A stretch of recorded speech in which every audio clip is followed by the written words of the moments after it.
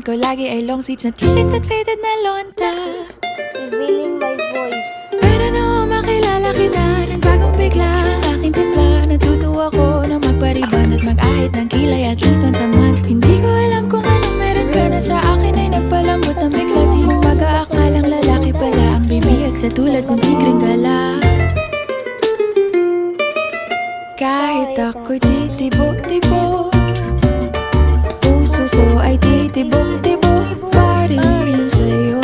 Isang halik mo lamang at ako ay tinatablan, at ang aking pagkababae ay nabubuhayan na para bang bulaklak na namumukadkad.